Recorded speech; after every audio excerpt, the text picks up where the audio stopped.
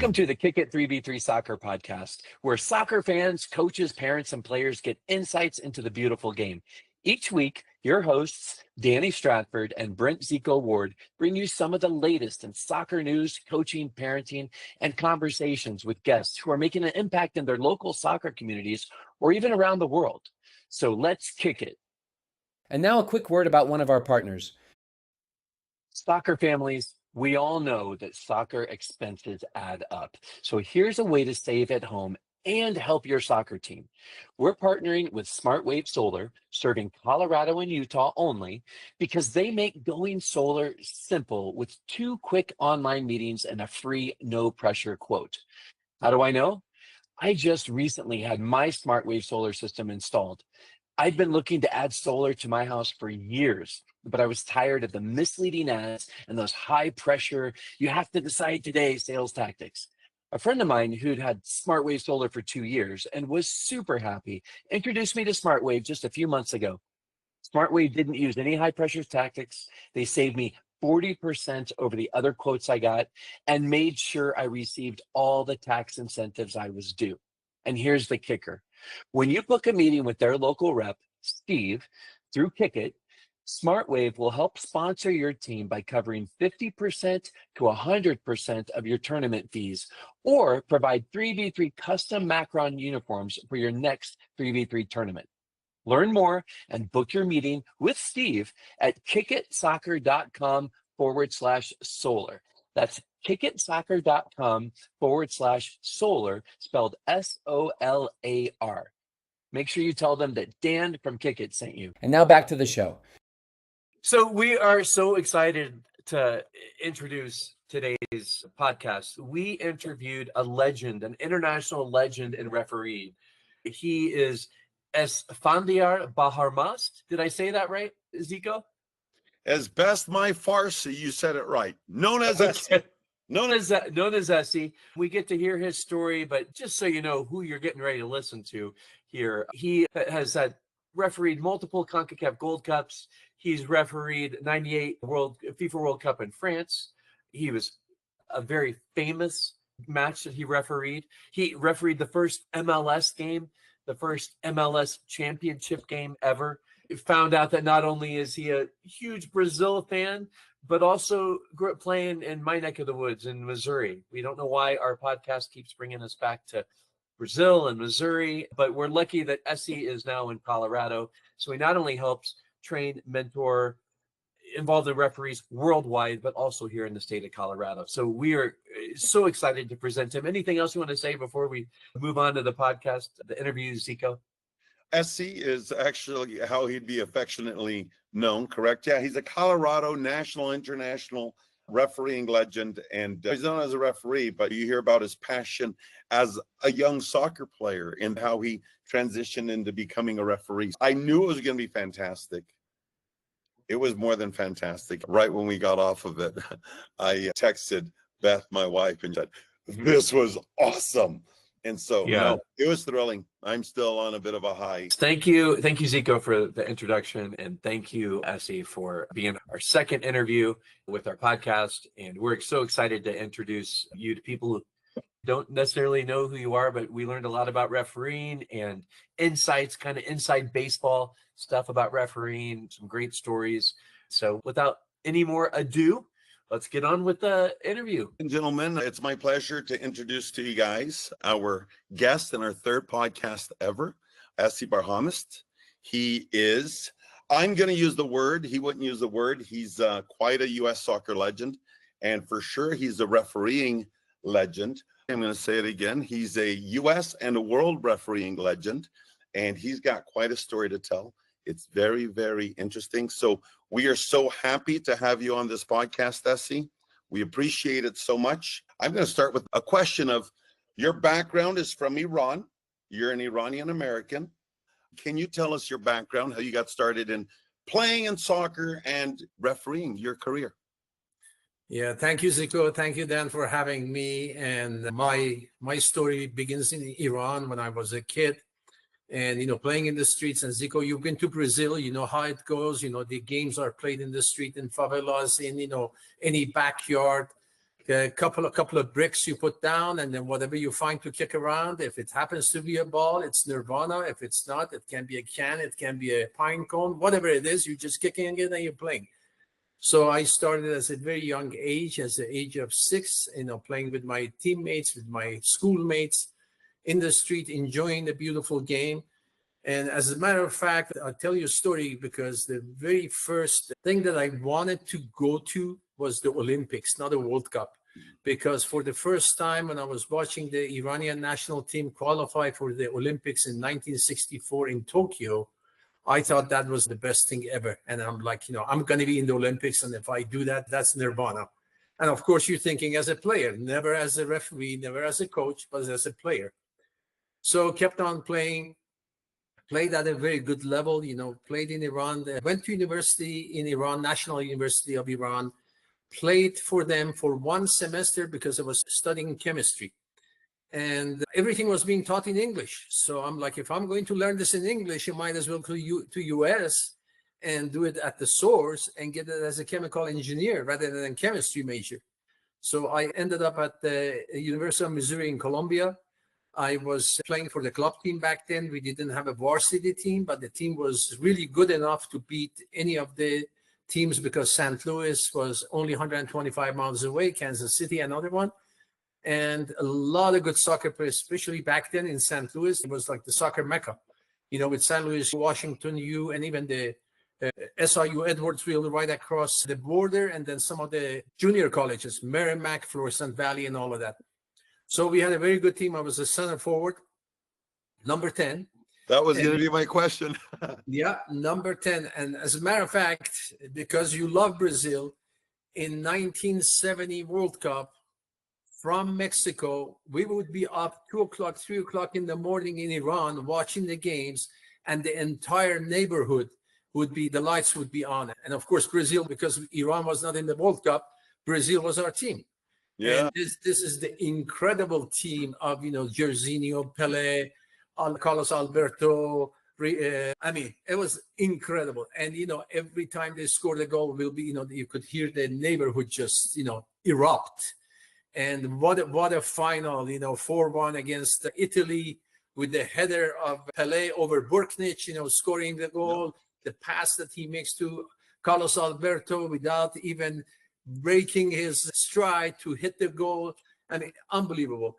So this was our upbringing, and this was our background. So I played at the University of Missouri, number 10. So Esse, before you continue, that's so funny. This is crazy, Esse. What you're talking about is fun. I'm from Kansas City, and our last interview was with Alan Jones, who's a Kansas Hall of Fame soccer coach and one of the founders of British Soccer Camps. Alan Jones, right? Hilarious. Yeah. His COO rather, at Challenger Sports. What's funny, I played at Johnson County Community College. Okay. So we played against Merrimack. We played against Flo Valley. What would have been my senior year, I had gone down to Missouri Southern State University, which Chris Edwinson was there a few years before me. What would have been my senior year had I continued at school there, but I ended up leaving for a long story. We played against Rockhurst University for regional championships and beat them. So all my guys that were my roommates that I would have been a senior with at Southern beat Rockhurst. And we happen to have a great amount of talent from the Kansas City and Sedalia area and Lee Summit area. But I can tell you, any college was looking for 2 players who had a good reputation, but one was St. Louis and the other one was Kansas City. We picked out St. Louis because St. Louis was the mecca of soccer. Is maybe California and New York as well, just because those are big places. But St. Louis, I think, because of the Catholic tradition and the more of a European influence and all of that. Great soccer community in Missouri. It's just funny. We're always going back to Missouri for some reason. We got to get out of Missouri and move on. That's the funny thing. So we are going to Iran to come to the U.S. and you land in Dan's neighborhood. And as you're talking, like, oh my gosh, here goes Dan again, going to talk about it. So anyway, finish, Esse. Absolutely great teams. And again, Parker Avila, the Rockhurst. I can go on and on and on. And the Big 8 teams. Ben Papula coached over at Park.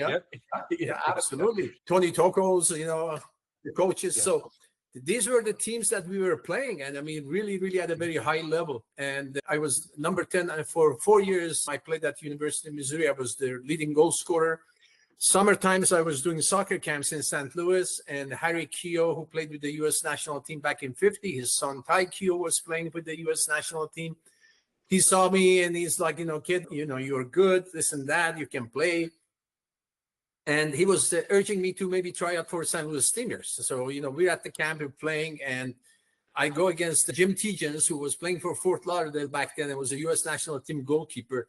And he comes into a tackle and he just breaks my, landed the wrong way, goes on my right foot, breaks my tibia and fibia. So I'm in the air and the leg is, bent backwards. So, and in the air, I'm saying, oh my God, why me? Why now? Why this? And all of that, right? So Yeah. finish that, go back to the university. I'm in a long cast, and my professor at the university, he says, hey, you know the game, you played it, you've coached it. We need referees. Can you help us out with refereeing? I said, sure, of course. So I end up taking a course and did my first match in the center circle with a short cast. I was still in the cast, just blowing the whistle and, walking a little bit this way, a little bit that way. Of course, little kids, so anybody with a whistle would have done great, right? And before I know it, I got the bug, I'm loving this game it's in my blood. Little by little, I go immediately very quickly up. I'm doing high school games, college games. Then we had the two teams in St. Louis and Kansas City, St. Louis Steamers, Kansas City Comets, indoor soccer. And the people who had seen me in St. Louis, they're like, okay, you're good enough to come here, start as a goal judge. So I start as a goal judge, which is like, the bottom of the ladder. And quickly I go up and I become a referee. And then they want to sign a full-time contract with me. So I was one of the few full-time contract referees with Major Indoor Soccer League. So long story short, I'm a chemical engineer by degree, but I have never used my degree ever for one day, because immediately everything went into soccer and professional soccer from that point on. And of course, back in '93, I was chosen to be on the FIFA list to represent US. Went to many tournaments, Copa America in Bolivia, the Pan American Games in Argentina, the Olympics in Atlanta '96.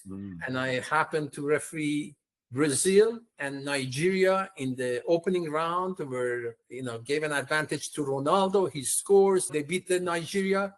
They move on to the next round, but then the next round, Nigeria goes on to win the gold there. So in the Olympics. And then, I've had this affinity with Brazil, looks like, because then I have them in Gold Cup and they come to US. And then, of course, in '98 World Cup, again, Brazil and Norway, and the story that. Oh, we'll get there. So that's a whole segment in itself. So actually, I was not only playing on the streets in Brazil, but they were mud streets, because we were raised, my older brother, who refs for you, or as a ref for you, we were raised in the Brazilian Amazon. So we didn't have roads. We had dirt paths. And I'm going to call my friend later on today and say, you've got to see this guy. You've got to see this interview. You've got to hear the whole podcast, because it's going to blow your mind. Because, now he's in the Amazon and he's got the ability of pulling it up and watching it. So it's pretty funny. We're going to get there, because that's huge. Now, here's the thing. You talk about the great 1970 Brazilian team, but I do remember 1978, Iran made the World Cup, right? And so that's pretty cool. And then 98 and 98, right? And so you were sort of like the Dele Ali, is that right? What is it? Ali is his first name. Dai is the last name. Very tall forward. Correct. Correct. Many goals. Yeah. Correct. You're a tall man. So how was it being the ref in the very first MLS soccer match in '96? Yeah. So, we had the indoor game, the Major Indoor Soccer League, until '92, if I'm not mistaken. And the league folded. And there was Actually, real quick, to give some context, sorry to interrupt you, but at the time, that was the top league. That's where all the best players in the U.S. played. Oh my God. We didn't have a strong outdoor league. And when Missile came, and I've told the story a few times, but that's what made me a soccer player, because indoor soccer came to Kansas City. I didn't have any coaching, but now all of a sudden, small-sided soccer, I could play all the time. And that was what made me a good soccer player, was playing that all the time. And I used to go to those games. I'm sure I saw you referee when I was in high school.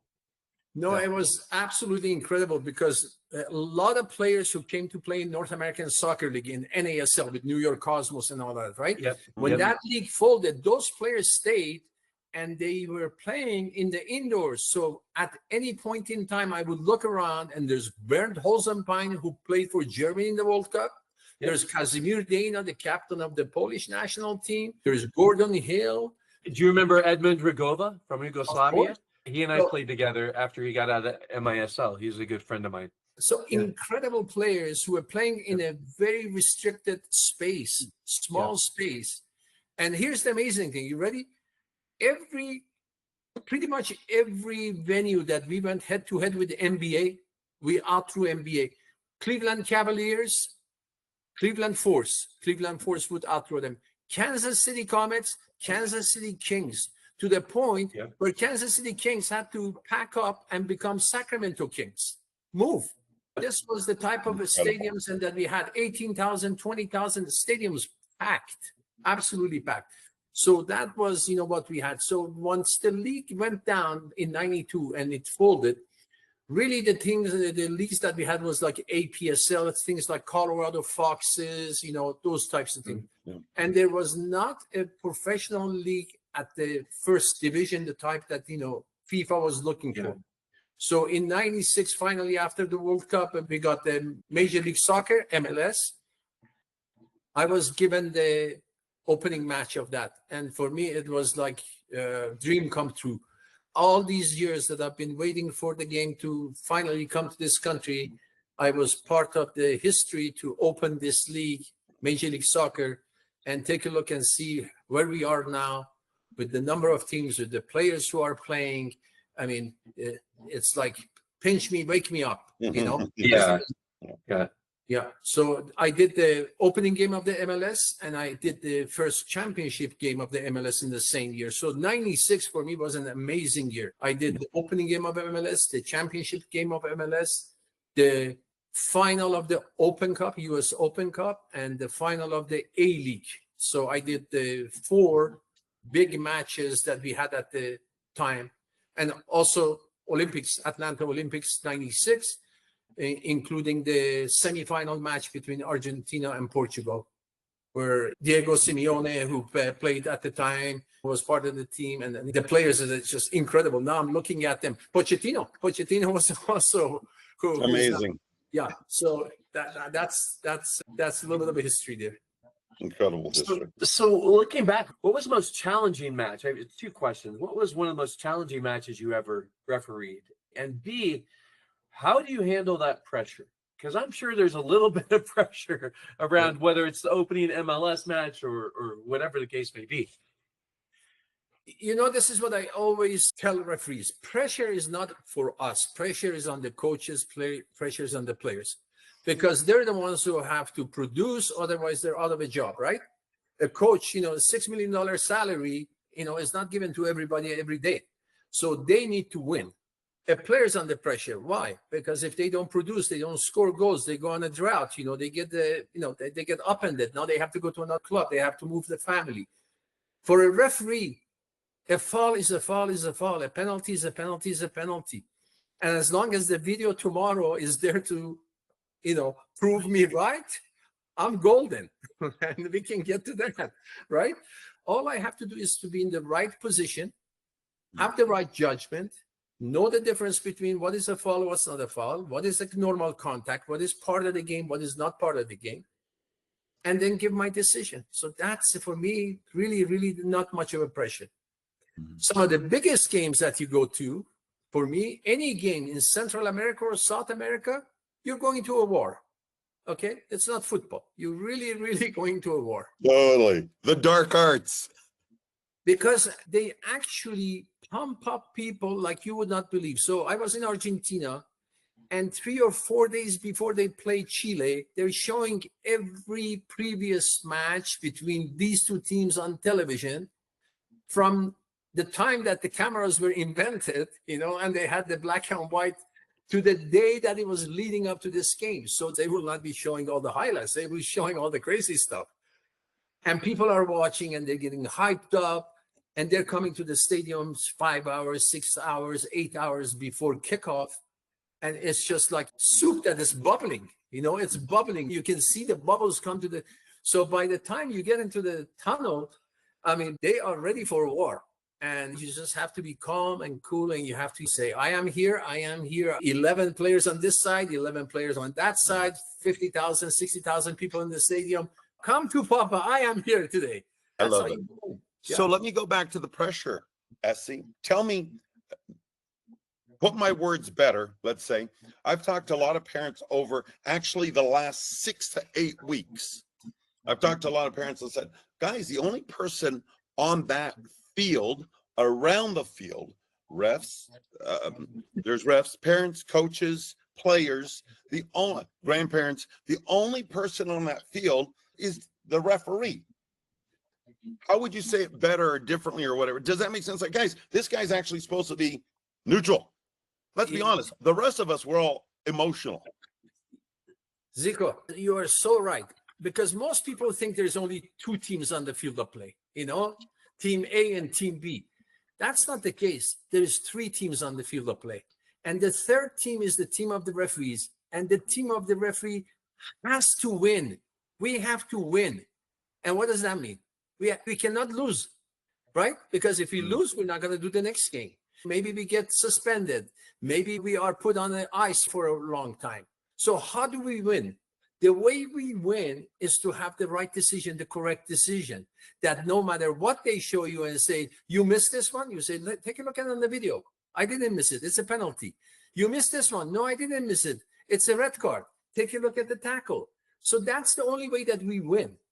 And we want to go out there and win every game. We can't afford to have a draw. We cannot afford to lose a game, okay? A championship team, a Real Madrid, okay, a Paris Saint-Germain, they could play 32 games and lose 5 or 6 of them and still become the champion.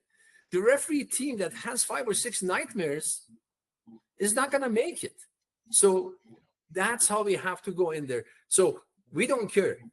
Team A, Team B, because if we wanted to do that, then we are losing. Because if we make a decision that is wrong one way or the other, we're the ones who are losing.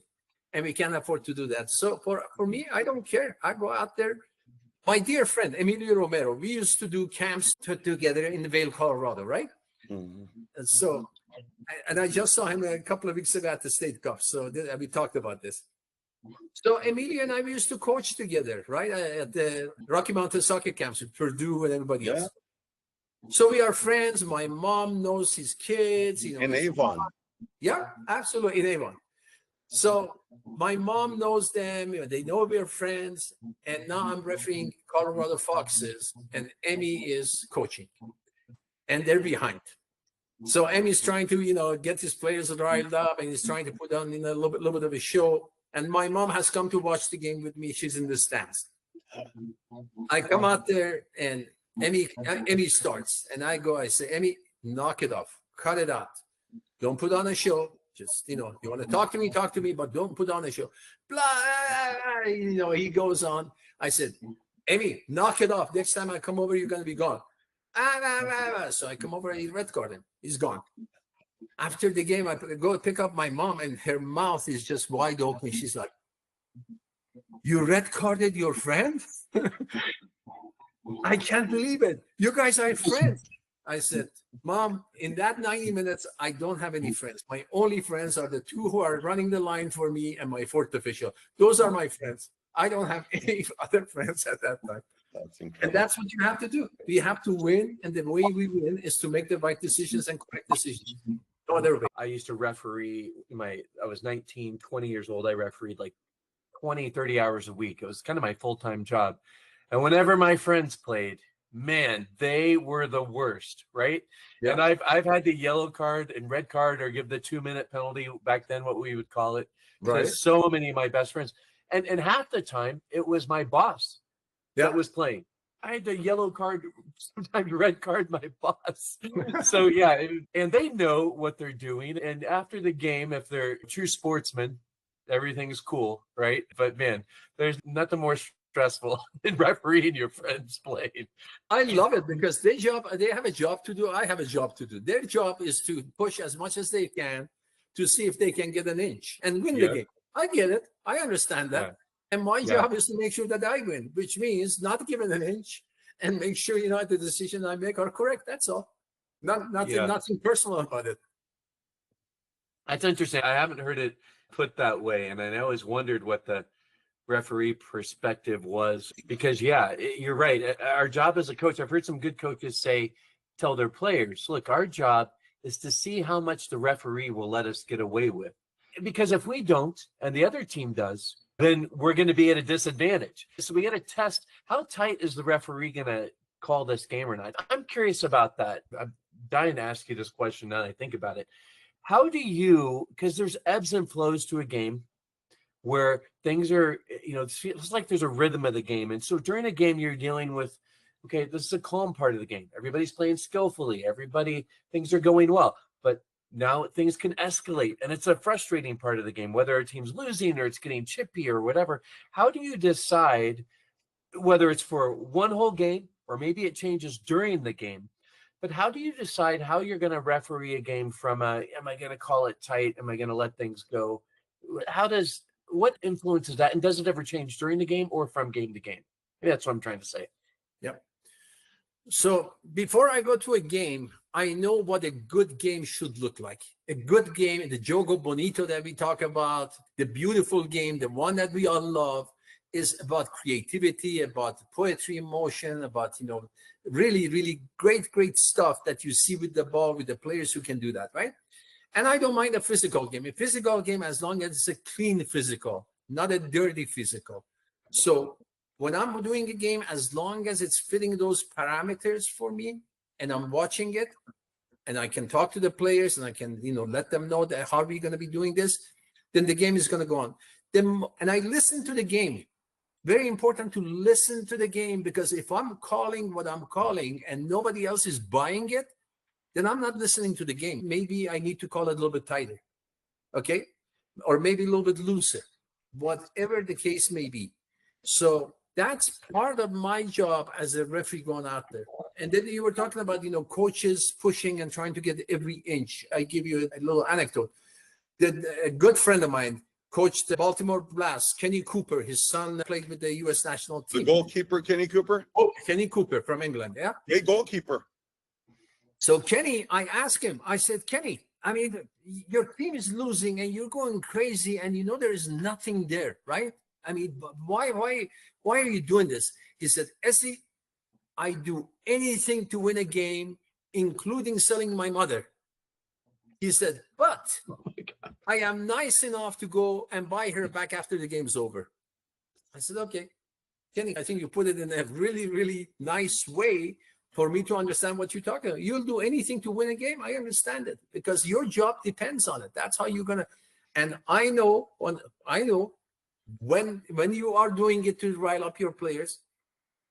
I know when you're doing it when you're putting pressure on me for the next call. I totally get it. I understand it. But at the same time, I am a very hard surface. You cannot push and have it go down. Okay. I'm a very hard surface. The more you push on your foot here, the more you're going to hurt your own foot. So don't do it. Okay, so Dan, I know you've got another big question you want to ask him. I'll let you ask that question, Zico, because you're more familiar with it than I am. Because I have an extra caveat to it, and it might make me cry. The whole question, everything around it. But before I do, Esse, here's something else that the very first time I coach a little kids team, it's the first time they've ever been out to play. Their socks go all the way up to their shorts and you don't even see any leg, and they're teeny and they're walking with a soccer ball this big and it's in their hand. They're 4 years old, whatever. I do something called bounce, which I have the kids, hey guys, you see our rectangle? Here it is. And I define my space because they don't know that these two cones that are 4 feet apart and I have them that tight are aligned, right? Because they're concrete. They're not abstract, right? And so I have a defined space, everybody running in the space, and I yell bounce. And when I say bounce, they need to fall and get back up, fall and get back up. And something that I've told people is this: When I, as a coach, yell at the ref, to me, if you think about it, you know what happens? My players have become victims, and we're not victims. We're not victims. And so to me, when ref, come on, man, that's 3 times already. You know, it's like, guys, you're shifting your team. And to me, yeah, to rile them up, I change the formation. We go direct. We press the ball. I get my keeper all the way up to the bottom of the center circle. But you got to be smooth how you talk to the ref. Like you said, don't want, you know, that turtle shell that you have. Whoa, dude, no further. But to me, a lot of times coaches don't realize you've just become a victim. And your team has taken on that mentality, because there's a saying, always show your athletes the face they need to see. And when I'm whining, they become whiny. When I'm, guys, everybody up. You know what I mean? Yeah. So it's funny, your answer with, you know, what I was thinking, you know, when I rile up, I don't see how I really can rile up with the ref. I think that becomes a victim. So true. That's a good point. If you watch the coaches who are at the really, really highest level, who've done their job during the week, they've done what they're supposed to do in practice. Now is the time to just come and sit and enjoy what you have produced. Okay.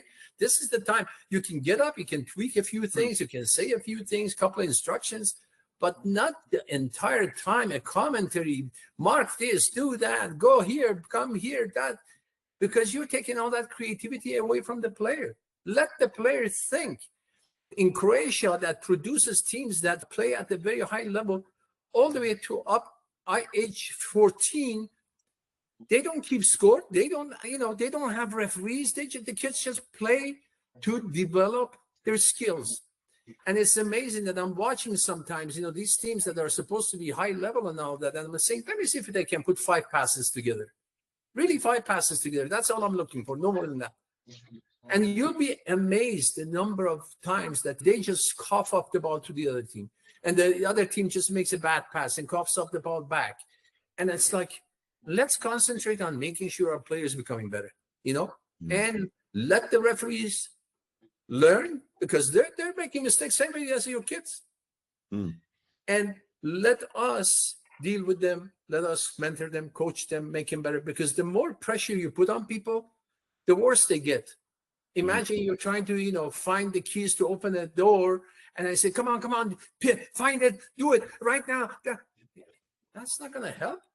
You know, give him just not when there's a guy behind, you know, coming at you with an axe and you're trying to, you know, get away from the cabin in the middle of the woods. I have this nightmare regularly. I loved scary movies growing up. I still have nightmares about it. But you're right. I don't want to be that guy that, you know, can't get the keys on the thing, right? So, you watch NFL football a bit, and if they can't move on after the next play, right? So you get a bad call. If the coach is stuck on that last play and can't move on, then they've lost the game, right? They get that's a negative direction to go in. So I liked what you said there, Zico, about you are teaching a victim mentality to your kids if you are yelling at the referee and you're making excuses for your players, and you see that energy come out, and you see then the parents, it gets all this momentum, and the parents start complaining to the referee, then it just gets really out of hand. So I think that's a good point, that as the coach, we need to display, you know, we're coaching youth players, what's going to help our team play the best game they can. Well, it's certainly not going to help them play the best game they can if they see me complaining about the referee the whole game. Yeah, you know, and we've all been there. I've done that. I'm sure you've done that, Zico. I've screwed up. That's why I know how bad it was. Right. Yep, and you can feel that. I've even felt it, like, oh crap, I let this get out of control. I started complaining at the ref. Now my kids are whining. Now the parents are yelling, and now it's mayhem. Yes. So I've seen that. So here's the question. You just said the perfect word, mayhem. Should never have been mayhem, but Esse, here's the big legendary moment, right? 1998 World Cup, my Brazil, and here's what's funny. Your Brazil way back in the day, you know, how you said you always come back to Brazil. They're playing against Norway, and Brazil's already won the group. 2 wins, 0 losses. They've already won the group. And I look at it as a coach, I'm like, what a dumb foul. The guy could not have scored from that position.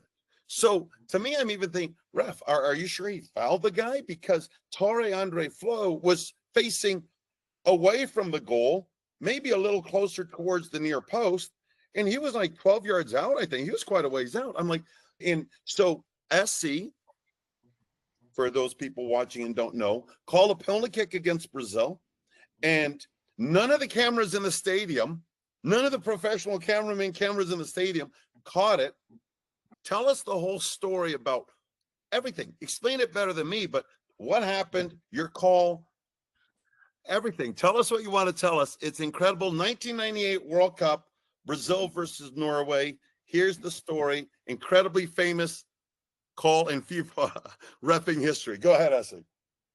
Yeah, so this is the last game of the group stages. So at the same time that Brazil and Norway are playing, Morocco and Scotland are playing. And as you mentioned, Brazil already has 2 wins, so they're going to go through. But the result of this game will have an effect on whether Morocco goes through, or Scotland goes through, or Norway goes through. So it's like a decider for the other teams. As it happens, Morocco has beaten Scotland, so that's done. And if the score stays tied, Morocco will go through. As it happens, in 77th minute of the match, the Nielsen's got the ball, top of the penalty area, gets tripped. I give an advantage. He takes the ball to the left, crosses to Bebeto. Bebeto scores a goal. So now 1-0. So for sure, at this point in time, Morocco is through, and Brazil, and no Norway. And now they're on the conversation. They know what the score is happening the other time. And immediately Norway does 2 substitutions. And now they're going all attack, because this is it. They got to go pedal to the metal or go home. So almost immediately, Tor Andre gets the ball on the left side and turns around Junior Baiano. Actually does a nice dribble on him and scores a goal, tie 1-1 now. And he has other couple of chances also against Junior Baiano where he's beating Baiano. And one time he takes a shot, it misses. Another time he goes with a header, he misses. So Baiano's beat on these 2 other chances, and luckily the ball hasn't gone in for Brazil. And Baiano's pretty big and not trying to be rude, not a smooth player, pretty clumsy, and he's known as being hard. Exactly. To the point of dirty. Go ahead. Exactly. So now it's about 87th minute of the match, and now Norway brings the ball to the left flank, and there's a cross, and I immediately know where the ball is going to go. And the target is Tor Andre. So Tor Andre Flo is getting ready to go up for a header. As he's getting ready to go up for a jump, all I see is that Junior Baiano is grabbing him by the back of the jersey like this and just brings him down. I mean, looks like a sail on a sailboat. That shirt comes out that high. And Tor Andre goes down, and I'm like, 87th minute, tied 1-1 game, penalty I have to call. All of those things are going through your mind, right? And I'm like, it's a penalty. I have to call it. So I said, just hold off on the whistle, maybe a half a second. Maybe the ball goes to another Norwegian player who can strike and score a goal. And I sure hope that's what happens, right? Right. I give advantage and I say, hey, great job, good advantage. No such thing. So I have to call the penalty. I call the penalty. I show the holding 3 times. I go to the penalty area, point to the spot. Norway scores. Game becomes 2-1, 89th minute. We play another 3 minutes of added time for the substitution and all of that. Game's over. All right. So now Morocco, who had won 3-0 against Scotland, and they thought they were going to the next round, are eliminated. Because Norway should not be Brazil, people are thinking. Well, and here's the other thing. Norway had played Brazil in a friendly match before the World Cup, and they had beaten Brazil in the previous game. And the entire time, Brazilians like, this game doesn't matter. Let us show you what we're going to do in the World Cup to you. So there was a lot of this stuff going on, which I knew ahead of time because I do scouting of the teams, scouting the players. knowing what I'm walking into. So anyway, long story. As soon as we finish the game, we're going to the locker room. My fourth official is Joe Carter from Mexico. He comes, gives me a big hug. He said, "Penal como un casa," a penalty as big as a house. Okay, good. I know it. I saw it with my own eyes. Shared this from. You got affirmation. That Yeah. was right. It's like, we're good.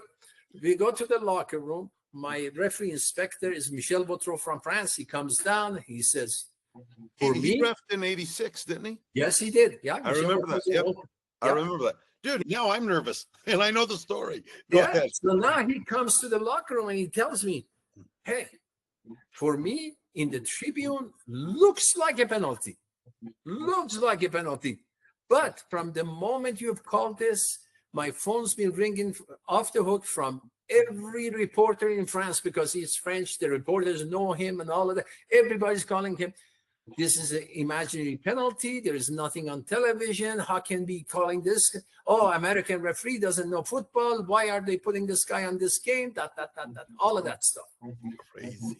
And I told him, I said, "Michel, trust me. I remember from my days in Iran, we always had cameramen behind the goal, a nice shot from behind. They would take a picture. You see the ball coming into the net. If someone's behind the goal, there's a picture of it. There must be a picture." So we go to our room. I go to sleep. Next morning, I am very, very, nervous, not nervous, but, anxious to go get the newspaper. So I go get the newspaper. The first one I look is imaginary penalty. Second one, scandal by the American referee. Third one, send this guy home. Why do we bring these guys who don't know football? They even call it soccer in their country. Dude, that's stressful. Oh, talk. And now Morocco, who have been eliminated, they're calling this a conspiracy against African nations because, the U.S., doesn't want Africa. All kinds of crazy stuff. So we get back to this game was in Marseille. We get back to Paris. We come out, and all of a sudden, previous matches, no problem. We would just come out, go from the airplane to our hotel. As we come in, they hold the plane, and now they say, the security guards and the gendarmerie and the police and all that, they're coming in. So they're coming out, I'm like, I think they're coming out for us. They are surrounding us through the airport to get us to our car because they never know if some crazy person at the airport can now attack. So they could take us to the hotel. We get to the hotel. And the chairman of the referee comes and says, "Esse, you had such a great game. Everything was going beautiful, wonderful advantage to Brazil with the goal. Why did you have to call the penalty?" I said, "Because it was there. The television doesn't show anything." I said, "Well, I saw it. If I have to call it again, I'll do it again. I wouldn't change the thing." Wow. So 36, pretty much, yeah. 20, this was like 10 in the morning. We go to bed that night. 4 o'clock in the morning, my wife calls. And she's like, "There is a picture on the internet. Take a look and see if this is what you saw." And I'm like, "What are you talking about?" She's like, "Apparently there was a camera behind the goal, and then they must have a picture that." And I'm like, "Okay." And she gives me the website. So 4 in the morning, and back then we didn't have our laptops and the internet like this. You had to go down to the hotel lobby where they had set up some computer for us. I go out there and put the website, and my God, there is the picture. Thank goodness. And I'm That's like, DNA. That's DNA. I'm like, oh, thank God there is a God. Okay. And I'm sitting there like a kid in a candy store now, waiting and waiting for all the people who were telling me the day before, "Oh, it was such a terrible call, this and that." So about 6:30 in the morning, 7 o'clock, Kim Milton Nielsen, the referee from Denmark, who red carded Beckham for the tackle back in 98. 98. Yeah, he comes down, and I told him, I said, "Kim, come on over here." He comes over. I said, "Remember the imaginary penalty?" I said, "Here's the picture." And he said, "Let me make this the screensaver for all of these monitors here." I said, "What's a screensaver?" He's like, "Don't worry, I'll do it." So he made it as a screensaver for every monitor that we had there for the referees. So people are coming in. And then about 8 o'clock, the chairman of the referee committee comes down, David Will, And we had talked the day before. I said, David, come on over. As he comes by, I said, the penalty that you were asking me about, and you thought it was not such a good call. Here it is. Take a look and see. Here, this was Swedish television behind the goal. They had a camera. They've got the video. They got the picture. They got the still, all of that stuff. But So the there was video coverage of the game never had it, right? Never showed it. No, the international feed did not have it. And thank God that the Swedish television that was broadcasting this back to Scandinavia, they had this in real time. So in real time, they all saw it. And for them, it was just a run-of-the-mill penalty kick. I mean, what's the question about this? And then now they hear the rest of the world scandal, American referee terrible and cheating and this and that and that. They decide to put this on the internet. And I went from the goat, to goat in 36 hours. Scapegoat, goat to scapegoat. Yeah, it's amazing how you become, the best referee in the world who has X-ray vision and sees things that 16 cameras don't see.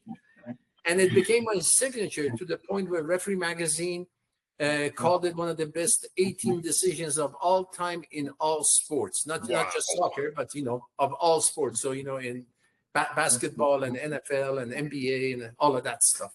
So it's been called one of the 8 best 18 decisions in the world. From that point on, and lucky for me, thank God, we didn't have VAR back then. Thank God we didn't have VAR back then. Because if we had, they would have brought me to the monitor.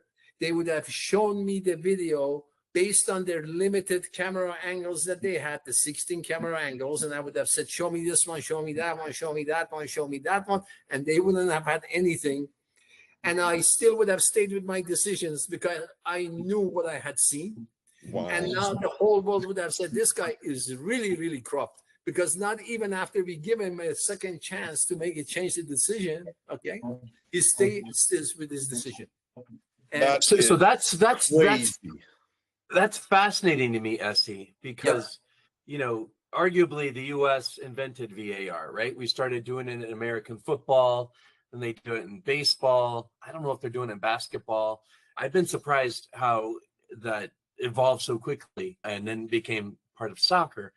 And I can't tell you how many times I'm watching, NFL or MLS or, pro soccer in any sport, and they do the camera review. From what I can see, because I have the same angles as that you see, I assume. Yes. I always tell people, I still have no idea which way this is going to go, because I don't, and I never knew why I didn't know why, right? And it seems one of the reasons I don't know why is because you may have had an angle that the camera just did not even have that angle. And so you have to stick by your original call, even if you can't affirm it with the camera. Yeah. And that's a new thing I just learned. I feel like I've just been enlightened a bit, because we don't know what we don't know. You know what we don't know. And you're the only person who knows what you saw. So that's just fascinating to me. And so that it sounds like, on the one hand, video, when the right video was available, it saved your, pardon my language, it saved your ass, right? And on the other hand, it got the whole world mad at you because what they saw didn't have the truth. So what are your feelings about VAR and how it's impacted all sports, but obviously specifically soccer? Yeah. No, for me, I think technology is part of our game, and there's some of the things that can help. For example, goal line technology, right? The one that immediately when the ball crosses, you have it on your watch and all of that, and it's scientific.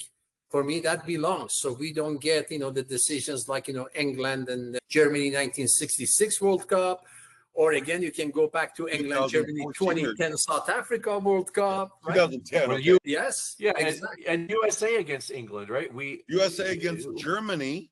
Was that 2002, right? But that was with the handball.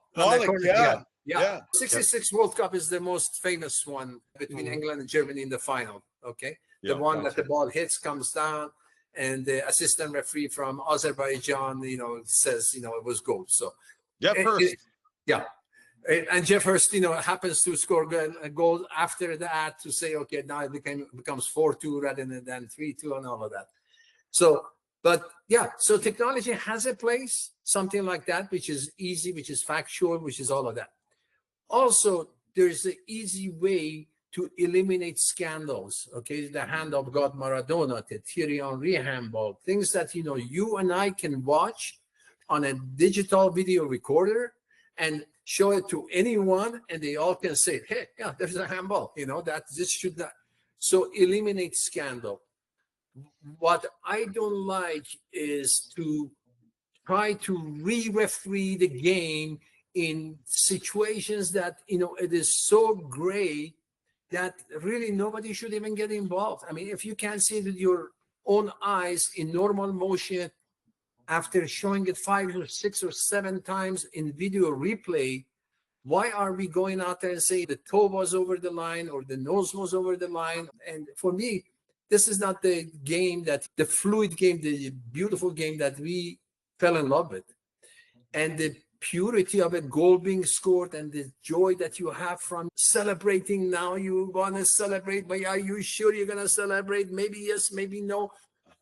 And the other team that got scored on, but it was offside by this far. Now they celebrate. Now, and again, the angle of view is so important because, if the camera is 2 steps this way, 2 steps that way, they could miss it. There's nothing that says. So for me, really, the referee that is in good position and has a clear angle of view of what's happening is the one that has to make the decision. And then, if he can eliminate scandals, perfect.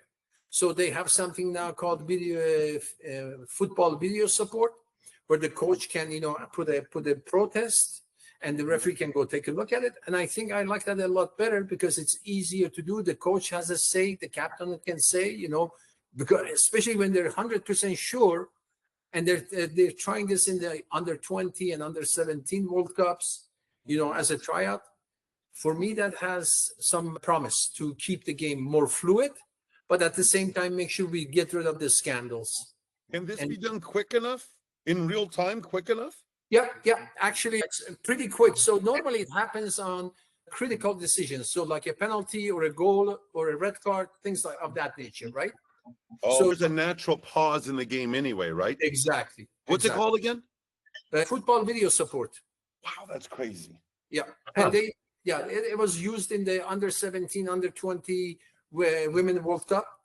And also, it's being, some of the leagues that don't have the type of money to invest in VAR, because VAR is expensive, really expensive. You have 2 or 3 people sitting in the booth. You have all these cameras. Okay, so not too many people can afford that. And places where they want to have a technology involved, but not at that expense, they can use this. All you need is really, 2 or 3 cameras and a digital video recorder, and the coach can say, I protest this penalty or this goal, and the referee can go check it. If the coach is right, they get their protest back. They can have it used in another occasion. If the coach was wrong, completely mistaken, they lose that, and that's done for that half. Would that be football video support? Yeah.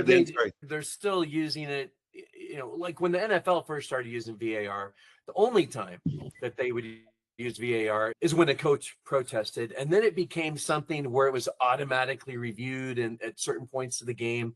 Are they still going to automatically review things at the highest level, football, soccer, or are they thinking about just relying on when the coach wants to use his, play his card, if you will? It's 2 different things. So at the highest level, which is VAR, everything's automatically reviewed. You have the referees, you have the support, you have the money, you have all of that to have the number of people that you need to have and do it in that manner. In tournaments or leagues that don't have the resources and they still want to have something, this will be the replacement. So they have to accept the fact that, hey, this game might only have 5 cameras. This game might only have 12 cameras because this isn't the World Cup or an international or EPL or German league or Italia Serie. I remember the first time I refereed a game, I was a linesman back when they called them linesmen. And in the 70s, I was 14. I still looked like I was 10. And I was doing the lining of a game that was probably under 16 game. And the referee was really old, which meant he was probably in his 40s because I was 14. I just thought the referee was really old. But all the players were bigger than me and they scored a goal. And I was trained that if I thought it was offside, I held my flag up and I just stood there after the goal and I didn't move, and if it was a goal, I turned and I ran to center line. And I stood there for the longest time because the referee did not see me standing there holding up about halfway between midfield and the goal line. Yep. I'm standing there just holding it, keeping a straight face, holding the flag up, and people are yelling at me. Finally, I have to say, "Hey, sir." And he finally notices me and he comes over. I'll never forget. He just looks me in the eyes and he says, "All right, so you think that was offside?" I'm like, "Yep." And he's, 4 times older than me. I go, "Yeah," because I really did. I was watching it. And he said, "Okay, I'm calling it no goal, indirect kick for the," and that took so much, I'm not trying to brag, but it took a lot of courage on my part to stick by my guns when I had, 2 dozen players, at least 3 dozen. I had so many people who were going to be mad at me for, or whatever. Even the team that got the call was like, "Geez, he did us a favor." But I felt that was true. This is my point. That referee came over and I felt validated because he looked at me and said, "If that's what you saw, then that's what we're calling." And that was probably the first referee mentor I had in that moment of having my back. And he's the one who's ultimately going to get yelled at by people because he's got the whistle. Go ahead. Yeah. So I know how important it is to have referee mentors. I know how important it is to have that proper training from firsthand experience. And then I refereed, probably 10,000 hours of indoor soccer over the years. That was how I made a living to support my family when I was in my late teens, early 20s. But how do you coach or mentor referees to have the courage, confidence to make the right call, even when the whole stadium is disagreeing? And you got a young referee or any referee that you're trying to encourage or mentor. And now a quick word about one of our partners. Hey, Kick It 3v3 soccer fans. It's Danny here with a quick shout out and an amazing offer from our partners at Macron. If you don't know Macron yet, they're one of the largest suppliers of team uniforms to European clubs like Crystal Palace, Stoke City, and the famous Wrexham AFC. In fact, they've been expanding across the U.S. with a fantastic production facility in Connecticut. Zico and I got to visit the Connecticut facility personally, where we met with Alan and the production team. And let me tell you, they treat every club like champions. Whether you've got a couple hundred teams in your organization or thousands, they'll treat you like you're a big deal. It's that top-notch customer service that won us over. And thanks to folks like George Gerkenich, their U.S. rep, top-notch customer service is expected and delivered 100% of the time. If you mention Kick It 3v3 when you meet with George, and if you are a qualified prospect meeting with and accepting a proposal from Macron, your entire club will receive 10% off of the next Kick It 3v3 event you attend. So if your club needs high quality gear and a partner who truly cares, check out Macron. They are elevating the game for everyone. And now back to the show. I made a living to support my family when I was in my late teens, early 20s. How do you coach or mentor referees to have the courage, confidence to make the right call, even when like the whole stadium is disagreeing? And you got a young referee or any referee that you're trying to encourage or mentor. Well, we said there's 3 teams on the field of play. That referee is the captain of your Now a your quick team word about one of our must partners. be supporting your teammate, especially when you have made a decision and you are in good position, right? You're the assistant referee. You're the one in the best position to see offside or not. He is not in that best position. So if you're telling him that, it's offside and you stand there by that conviction, if your captain of the team doesn't support you, you're like, what kind of team is this? My own teammate, my own captain is not supporting me. And you lose heart in that.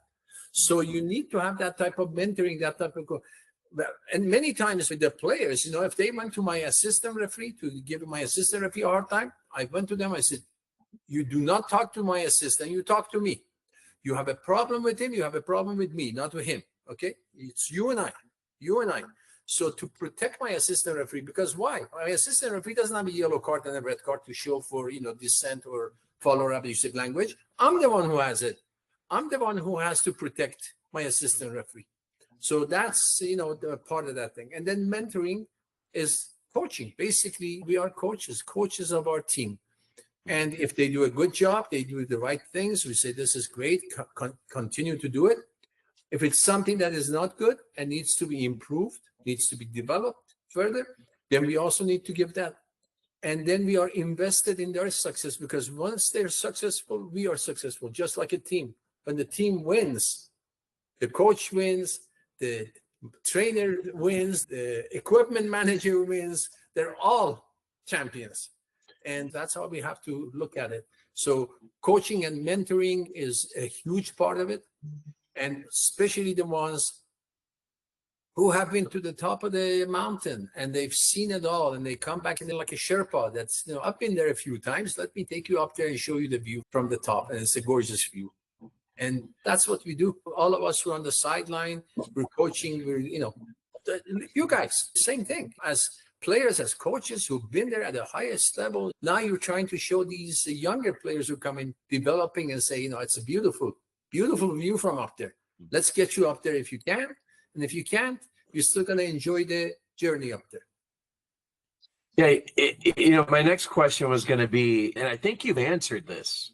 When I think about, what the values are that guided you through your career, what advice you'd give to young referees or players about staying true to the spirit of the game, I feel like you get being a player, it feels like you get the artistry and the passion of the game. And as a referee, you're trying to stay true to the spirit of the game. It's funny, as we had this question we were going to ask you, and what advice would you give to referees about staying true to that spirit? How would you kind of condense that for I'm a referee, I want to be a good referee. What's some of the best advice you would give someone who wants to become a referee, wants to improve it, maybe even wants to get to the level you're at? For me, it starts with passion. That's your foundation. If you're only thinking of this as a money-making thing, if it's a job, I can show you many other things that you can do and make a lot more money and have less of a crazy environment, okay? But if you love what you're doing, if you have passion for this thing, and you're going to be, promoting the game that we love, okay? You're a promoter. You are making this game grow. You're helping it become better. You're protecting safety of the players. You're showing integrity. You're keeping the image of the game in a high level. And it starts with you, the way you show up, the way the way you take care of your appearance, your uniform, being on time, being disciplined, the way you approach people, the way you approach the coaches, players before the game. If they're about to start their warm-up, don't just jump in and say, hey, I'm here to, check your roster. Give them a little bit of time and say, in the next few minutes when you have a chance, we will do it. So just come from a point of service. Be there to serve the game. And once you are there to serve the game, just like, when you go to a restaurant and you get somebody, a waiter or waitress that is there to serve you, and it shows with their demeanor, the way they approach, the way they come in and, try to help. We have to have the same thing. If it's a waiter or waitress that only thinking about how much tip is in it for me, okay, if I can make the bill a little bit larger, I may get a bigger tip. And if they're not ordering this and not ordering that, my tip will be lower. So my service is going to go. If that's how you're looking at the game, you're in the wrong business. Do it because you love it. And if you love it, you will go far beyond anything that I have accomplished, And I mentioned Pelé from the 1970, Beckenbauer, okay? My idols from 1970 that I'm watching these games. To me, to now sit here and say, you know what? I met both of them in person, and they're both in the U.S. Soccer Hall of Fame, and so am I. So to just go into the U.S. Soccer Hall of Fame, the National Soccer Hall of Fame, and see your name alongside their names, even though theirs is a mansion and mine maybe is a little tent, but we're still in the same neighborhood, right? So when you're looking at that, you're like, this game has been great to me, but my passion made it possible because I love the game. And I never, ever asked, how much do I get paid? which hotel do I stay in? I mean, I tell Joe Macnick, when we used to go to do AISA in Kalamazoo, Michigan, with the Kangaroos, we would be staying at the Purple Night Inn, $19.95 a night, with the purple velour. You came in and you're like, oh my God. And there would be two of us to a room, right? Your roommate will be snoring, 3 in the morning, the TV's on because they fell asleep. We never asked those kinds of things, I never asked how much you're going to get paid. We just did it because we loved it. So if you love the game, you go in that direction, all the good things will come. All the good things will follow you. And that's my advice for them. Have fun with it. No other job pays you, if you're calling it a job, pays you to go on a field, be entertained for 90 minutes, okay? Be entertained for 90 minutes, get paid for it, okay? Get paid for it. Get your exercise, get your fitness. Normally, if I want to go to get my exercise or my fitness, if I go to a club, I have to pay a membership fee. Then I got to get on the treadmill, and I have to keep my mind busy, either listening to a music or watching a screen or something, right? And then come back out here, provided free of charge. You go out there, you get paid, you get to enjoy, you get to interact, you get to see poetry in motion. Come on. Yeah, I filled in at a few of our tournaments last year as a referee, and the last one I did, I kept forgetting I was refereeing the game because I was enjoying watching the players so much. And in 3v3 soccer, there's a goal scored every 1 to 2 minutes. I kept forgetting to write down the goals that were being scored because I was just enjoying the skill level I was seeing in these, I think probably 8-9-year-olds. I was impressed. And I'm Zico, you're Zico's friend who brought you on here. You and we probably met in the past, but I'm not super familiar with you other than, obviously what I've heard, but directly. So I'm going to ask maybe a naive question that Zico wouldn't ask, which is, what are you doing now in soccer or out of soccer? Or, what keeps you busy nowadays? I have no idea. Okay. So I'm still a FIFA instructor. Okay. So I do courses on behalf of FIFA in different regions. As a matter of fact, 2 weeks ago, I was in Curacao.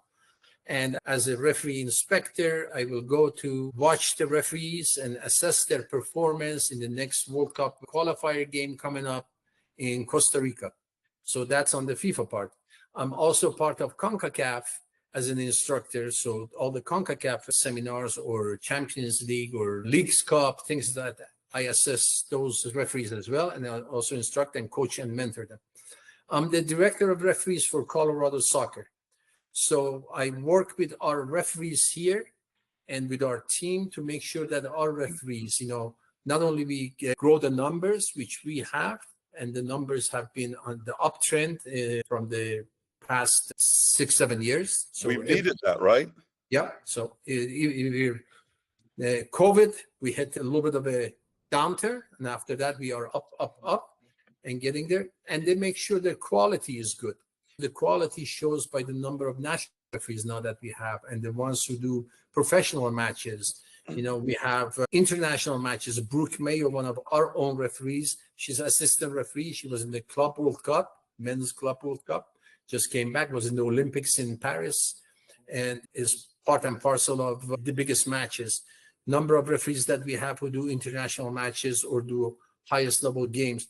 Patricia McCracken was the 4th official on the USA Ireland match women that was here in the Dick's Sporting Goods Park. So also working with them. Basically, what I have enjoyed with all this stuff that you see behind me, and every single one of those balls is from a different World Cup or an Olympic or a major tournament. Every place I went, I collected candies, and this bowl is just overflowing now. So I'm bringing this bowl and say, have some of this candy and enjoy, and see if you can go and gather more for you, for your family, for your friends, and for the game. And the more we do this, the more rewards I receive. So my happiness comes from watching people that I work with, just like your coaches, right? You coach, your player goes and becomes a national team player, goes to a World Cup, you love it. Tori Penso was one of my mentees, and when she started, and to see her go and referee the Women's World Cup final, First American to do a World Cup final at the senior level, for me, is rewards like you would not believe. So that's how we get our enjoyment. Incredible. Well, you're very busy for sure. And I think that that's amazing. I'm so glad to hear that you're still super busy. And I'll say this one thing that Zico and I have experienced is not just coaching players who have gone to a high level and play, but one thing that, I'm a grandfather now I have 4 grandkids, but I've been a grand coach for a couple of years. Some of the kids I coached grew up, now they're coaching their kids and their kids' teams. And I think that's a rewarding thing. If you come to State Cup this Sunday, we'll be there. So you'll see us out there at the State Cup finals with the referees, the younger referees who are working those matches and making sure that they do great. Yeah. Correct. My daughter's team will be playing in one of them. So probably see you there. Awesome. Look forward to it. So a double question. Yeah. There's this little tournament coming up in about 9 months. Mm-hmm. Some people will be watching it. And it's actually going to have the most teams ever, right? 48 teams. 48, yeah. So a double question.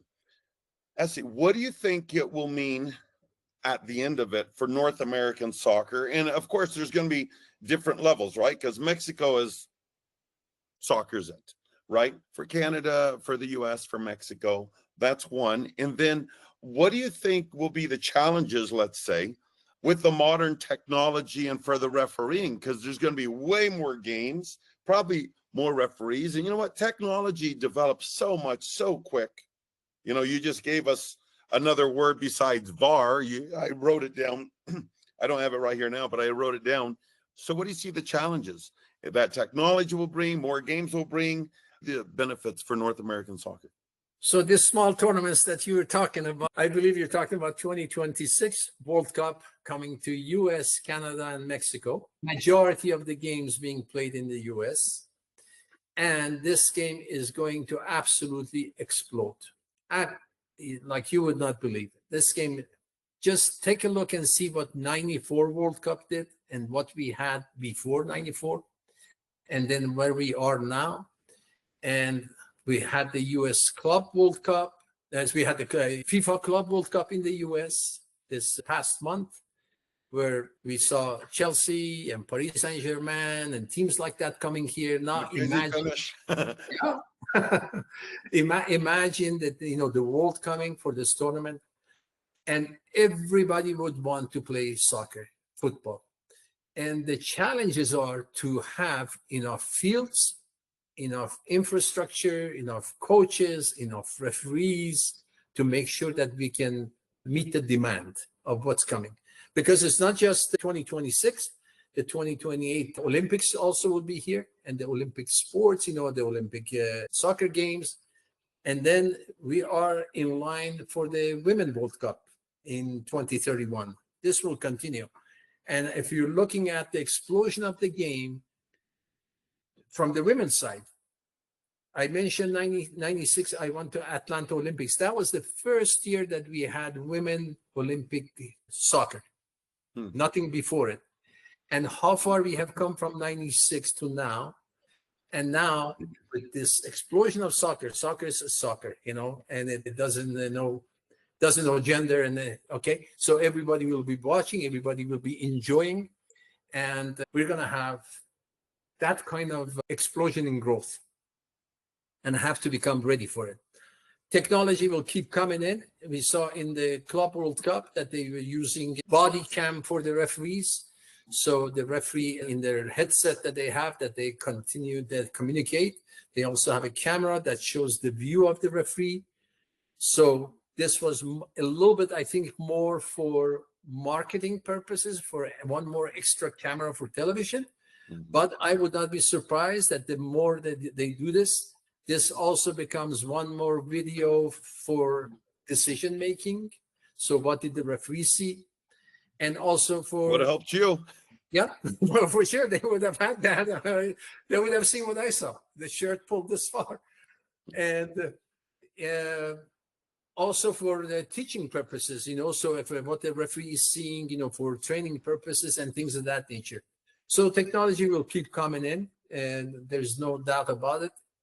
But I just hope that we keep the human side of the game the human side of the game, because that's the beauty of it. At the end of the day, we don't want to be sitting behind a monitor and playing this game. We want to be, on the field, enjoying the beautiful air and the poetry in motion. That's what. Well, actually, the marketing side of me is starting to think about this. It's easy to get kids passionate about playing, right? And we all want to play. We all want to have fun. I'm seeing in my eyes like I'm seeing in my mind's eye a vision of how we recruit people to become referees. And it's not too different than maybe how the Army, Navy, Air Force, Marines, like picture a poster of you, Esse, saying, we want you, right, to become a referee. And I think that's something maybe missing right now. I'm gonna brainstorm this. I think I can help market and get you guys more referees. Because right now, I think as a kid, my perception of referees is not positive, right? You grow up with referees like you're combating him during games. If you're lucky, he gives you a good call, right? There's this negative. I think we have a branding exercise we need to do to recruit kids to become referees. I might take that up with you offline. I have some ideas how we could recruit and inspire referees, because I know when I did it when I was younger, it was initially for the money. I needed money, right? But I did love it. And I got into coaching, so I stopped refereeing. But I'm just, kind of thinking out loud. How can we, get people to be in that game? Because even when you watch a professional match, somebody's yelling. One team almost inevitably, at least one team is yelling at you, not nice stuff. So as a kid, I'm watching this. Why would I want to subject myself to that? I think we need to rebrand and reframe that for kids. Well, Dan, I know you want to make a connection to how it helps a connection with 3v3 soccer, because I want to do that. But actually, before we do, here's the tough thing too, Esse, is that, you can make the absolutely right call. And what Dan just said, the team that it was called against, even though they're guilty, they're yelling at you. And it's like, dude, come on, man. I was everybody saw it. But still, someone's going to be yelling at you, right? It's goofy. Let me ask one more question about the technology. I'll give you my opinion and then you can shoot it down really hard, okay, Esse?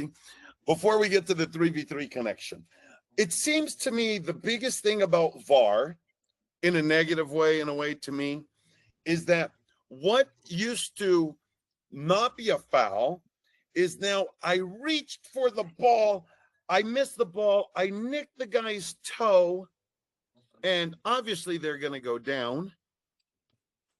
Penalty kick, where that would not have been a thing in the past. And it seems like it's possible to have too much information, in a way. And I might not have framed that question well, but, your answer will hopefully fill in the bad question. But something like, guys, it's not a penalty. He went for the ball. He missed the ball, but he actually didn't even contact the guy. He touched the rubber on the outside of his pinky toe. But the guy fell, and it screws over the ref. Sorry. No, Zico, you're 100% right, because, is this a push? Yes, it is a push. Okay. Does this have any impact? No. So we're not calling this a penalty. Okay. Even though it's a push, yes, it is a push. It's a contact and it's a push. So we really need VAR to not overreach their purpose. They were put in there to eliminate scandals. This is not a scandal. If you know football, this doesn't have any impact. So let's get involved in things that have an impact. If it has an impact and the foul is there, then we send it down. If it's not, leave it alone. If the referee saw it, made a decision, let it go. You're not there to re-referee the game. And if we can get that mentality, for the people who are sitting in front of the monitor, we want them to see the forest and not concentrate on the branch of the tree.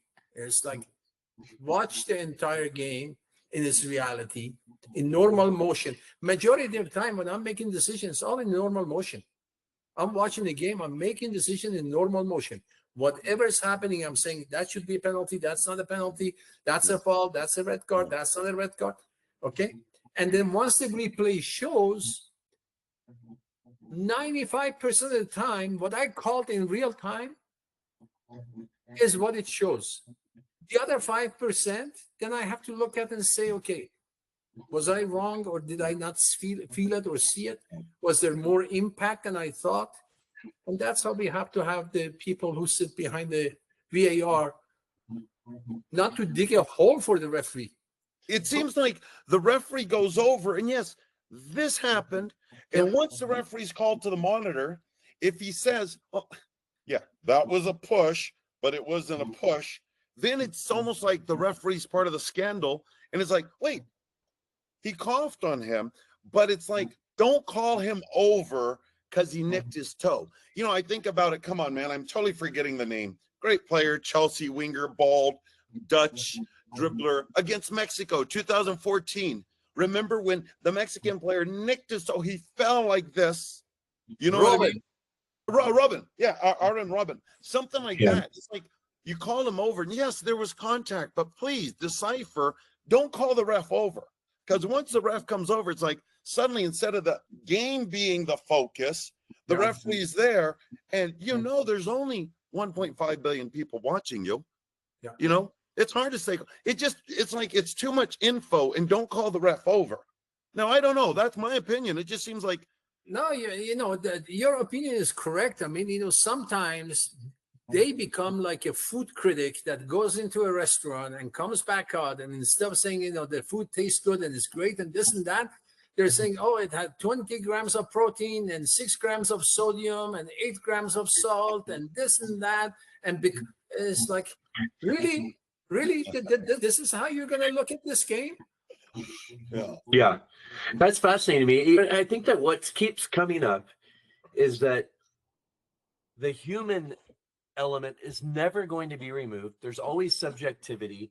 We can't, other than maybe the goal line call, right? Almost everything else is subjective as to whether it should be called one way or another. And if you even talk about the barely pushing, sometimes you'll have two players, they're both pushing the crap out of each other. But because they're both kind of doing it, they're both being handsy. You see this in NFL football on a wide receiver, the guy guarding him. They're both kind of grabbing each other. So how do you call pass interference or defensive or offensive pass interference? How do you call the defender pushing when the forward, when they're each grabbing each other's shirt? It seems like so many of those calls, you could just, okay, we're having a drop ball because you guys were fouling each other. You could have 20 drop balls a game if you called every single thing. So I think that's the thing I've learned and maybe had reaffirmed is that things are subjective. I love what you said about understanding the game and the flow. And I think sometimes I get frustrated with the referee who doesn't seem to understand doesn't know the game, but I have to have patience with that as well. But I'm so glad to hear that. I do think the best referees do understand the flow of the game, what's happening, the tempo, the pace, and all of that. We're often getting them as they're moving that way, as they're developing that way, right? And 4 years later, it's like, whoa, Yeah. You can't be a great referee overnight. It's going to take patience. Absolutely. So yeah, it's all of us, how much we know about the game today is not how much we knew, 10 years ago, 20 years ago, when we started, we didn't have all this experience. So the same thing with the referees, the younger referees, they need experience. How are they going to gain experience? But by making mistakes, by learning from it, not doing it again. If you touch the oven and it burns your hand, okay, you may do it one time, you may do it 2 times, but the 3rd time you won't do it. So referees can also learn from that, learn from mistakes that they make. And if there's somebody out there who say, hey, look, you would have been in this position, you would have had it. You would have gone 2 meters to the left or 2 meters to the right, you would have had it. You would have had the angle. And the more they do it, the more natural it becomes, just like driving. Imagine when we all started driving, the first day we were driving, we were like this, trying to see, and imagine somebody's yelling at us, make a left turn, turn your blinker on, don't put on the windshield wiper. It's like, come on. I'm nervous as it is, trying to drive. So don't give me all this, extra instructions. Let me just drive. And then you learn and you become better, you practice, and now it becomes, secondhand natural. You just get in and you just move. So when you watch a soccer game that you're trying to enjoy, do you have children? Yeah, I have a daughter. Did she play soccer? Yeah, she did. So you've been a soccer parent and you're watching that game and it's a young referee, and your daughter's playing young, and that referee, man, he's not having a good game, right? And how do you handle that as a parent? And how have you handled it? Maybe poorly, hopefully never, because of who you are. And how have you handled it well? And what advice can you give for parents when they're watching their kids play, from a parent slash coach perspective, maybe even, and how to stay patient, how to give grace? And tell me maybe when you didn't do it well, and maybe after you learned and you do it better after that. And you don't have to confess anything here. I'm just, if you have something, if you've ever made a mistake as a soccer parent and gotten a little frisky with the referee, I'd be curious. No, for sure. Yeah. As a parent, first and foremost, the thing that we have to do is allow the coach to coach. Okay. All of us should just sit there and enjoy. But that's why the coach is there. A kid cannot listen to 6 different, the instructions all at the same time coming from different people. The kid needs to only have one instruction, and the instruction hopefully from the coaches before the game, at the halftime, to at the end, or maybe it's something a tweak here. So parents, this is what I tell to the parents. In this crazy day, this crazy world of ours, where you turn on the television and there is doom and gloom and everything is stressful, okay? And you go in traffic and it's stressful, and you go to your work and they're stressful. This is your 2 hours of detox time, okay? This is your 2 hours to sit, relax, enjoy the weather, watch the game, enjoy your kids. Don't get over exuberant, okay? So that, if you can do that, and if you can't, just get up, go for a walk, and then come back. Get up, go take a step and come back if you can't control yourself, all right? And if the game is becoming something that the safety of the players are becoming, a little bit, for both coaches, it's not the referee that is kicking them, right? It's the players that are doing it. So the coaches can come together and say, whoa, okay, it's clear that this game is above this kid's head, this referee's head, okay? Let's both of us make sure that we bring the temperature down, okay? Tell our players to slow the game down, to concentrate on just passing and dribbling and don't go into something. If you see your player going into somebody's back, not playing the ball from behind with an elbow, it's the coach to say, whoa, stop. Okay, come on, Johnny, okay? This is not how we're going to play it.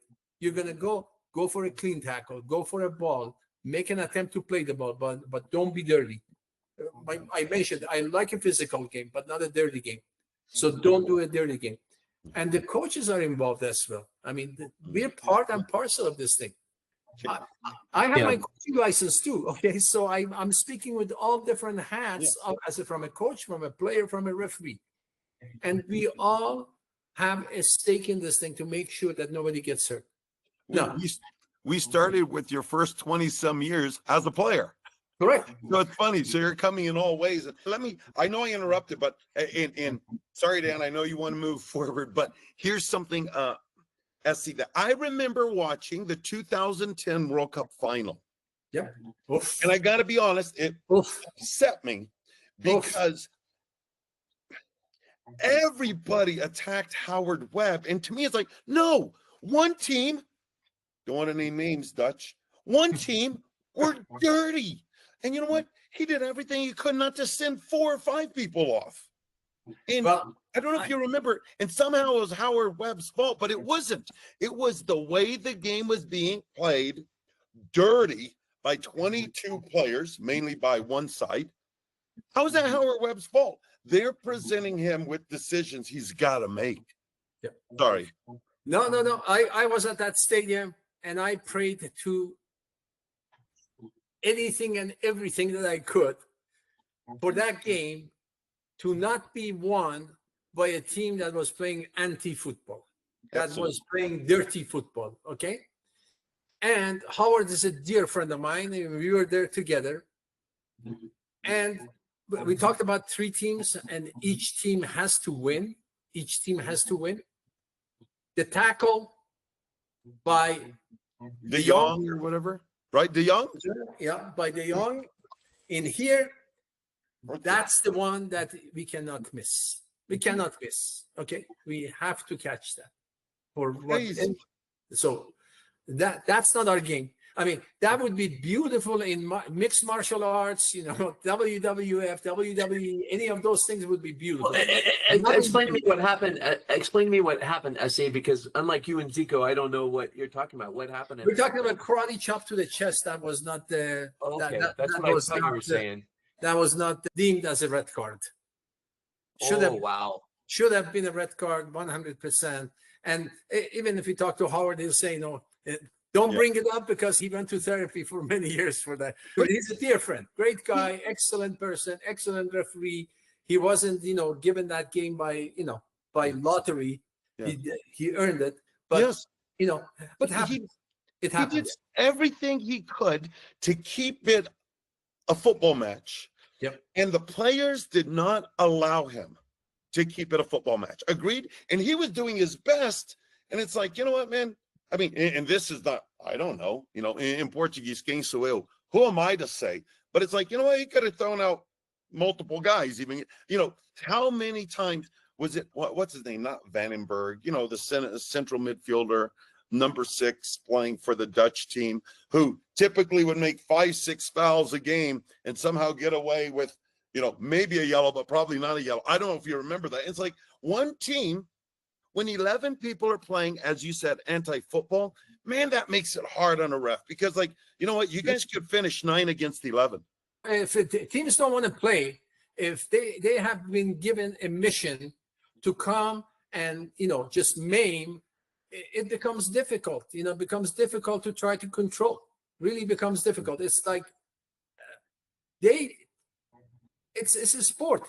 This is supposed to be sportsmanship, sportswomanship, whatever we talk. I mean, this is supposed to be fair. It's supposed to be safety. You don't see any other professionals trying to kill and maim their fellow professionals. You don't see a cellist, go out there and, jump on the cello of the other player and try to, take it into pieces. You may have a little bit of competition who plays the better banjo or the better cello, but you don't go out there and kick it. Yeah. So, no, I heard this from actually, it was Doug McLagan's father was in town from the UK when I was like in my early 20s, and he was talking about rugby, and that was the first time I heard rugby is a ruffian sport played by gentlemen, and football is a gentleman sport played by ruffians. If in sports like rugby, there'd be so many opportunities to be a dirty player in the middle of a scrum. The referee can't see everything. They could get away with so much, and some of them do. But that sport, you'll see the doctor on the sidelines for one team stitching up the player from the other team during an amateur rugby match. They have this code, right, where they won't try to injure one another, because if they do, that someone's going to do it to them, and it's so easy to get away with that. And it's one thing that's always frustrated me about soccer is that you have that sometimes that mentality of just being a ruffian, and I've heard nightmare stories. It's funny, when I refereed at All American Indoor Sports, we used to have a referee meeting once a month with the head of the referees. We could talk for 12 hours about different game situations. There's so many war stories as a referee. And I remember the manager one time going, guys, no more war stories, because we're going to be doing this for 6 hours. There's so many things to talk about. So I'm going to move us on a bit, but man, I really want to go out and have a beer or a coffee with you, Esse, because this has been such a fun conversation to have. I'll get back to this, where we're a bit of kindred spirits, is in a couple of ways. You came up in the MISL. I briefly played in the NPSL after that folded. I got to play with one of my heroes, Gino Schiraldi, for a while, but refereed a ton of small-sided soccer. It was a great way for me to develop as a player. From your perspective, what is small-sided soccer like for, whether it's 3v3 or 5v5 or 4v4? How does that help in players' play and decision-making, those types of things? It's fantastic because, they get touches on the ball, smaller space. They work on becoming creative. It's like, again, we go back to Brazil. Garrincha, when he was dribbling, right? And nobody knew what he was going to do. So they asked him, I said, how come they cannot defend you? He says, I never know what I'm going to be doing with the ball. How do you expect them to know what I'm going to be doing with the ball?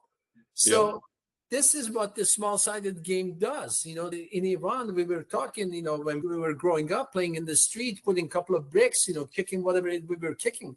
And here comes a cart with the watermelons in the back of it, the guy's bringing. Another guy on a motorcycle.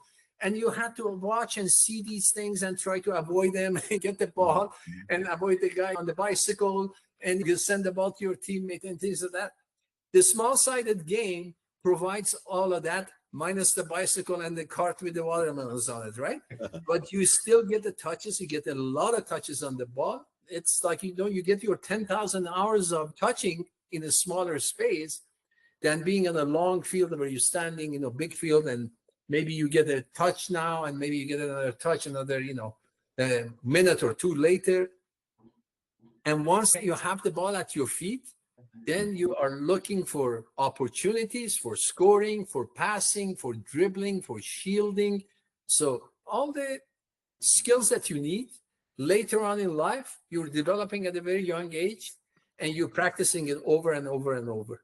So it's priceless, really, for the young kids. That's the game. That's where to be.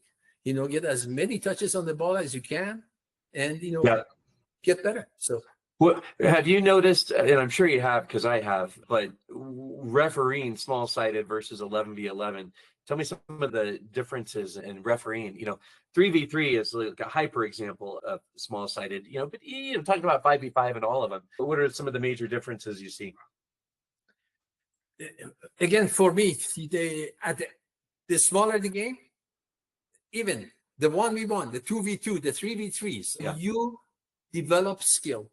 The more you go up, then now you become more tactical. Now you have to put more tactics into the game. Now you're becoming, 9v9, now become 11v11. You cannot be all over the place, right? So the tactics now come into. So originally you develop the skills, the technical part, and now you come in and then you complement it with tactics.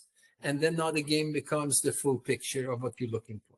Yeah, but I guess, thank you for that 100%. From a refereeing perspective, I've noticed that when I referee a 3v3 and I watch some of our referees, they have some anxiety because things are happening so fast, right? There's no transition. There's hardly, talk about an ebb and flow and rhythm. There's not necessarily in that 3v3 like there is in 11v11, because everything just happens. Transition is instant. So many goals scored. When I referee 3v3, I can't even remember to write down the goals because there's so many goals scored. So I guess maybe you'd agree that if you're refereeing 3v3, it almost does a similar thing for the referee, because he has to quickly identify transition, quickly always realize that there's always a goal scoring opportunity. So he's always in the position to call a penalty kick. There's no break between the boxes, right? I was going to say, you're always in the attacking third. Yep. What you mentioned, again, what we talked about for the players being more touches on the ball, for a referee is more touches on the decisions that you have to make. Because on a bigger field, you make a decision now, the next decision may be 30 seconds from now, maybe 40 seconds from now. In the smaller field, and your decisions are coming like this, okay? A decision. And the decision doesn't mean a foul, It could be no foul. It could be advantage. Could be just play, okay? Maybe just nothing. But those decisions are like bump, bump, bump, bump, bump. You have to make those decisions. Same as the player who's touching, and learning. So example I was giving, when I finished the Major Indoor Soccer League, MISL, and I refereed outdoor, for me, outdoor was slow motion, because indoor, I had to make a decision immediately, right away. Is it a 2-minute time penalty? Is it an advantage? Okay. Right. What happens if another player comes in? If I have another time penalty on another one, now bring him, put them into the box. Which one comes out first? Which one comes out second? Do they negate each other? All of those decisions had to be in here, right? Do you know what's so cool, SC? It's something you just said, which is so cool. It's speed of thought. What's so cool is we see players' decisions a lot of times by what they do. Now, obviously, refs, their body language, they do something like this, like play on, whatever, right?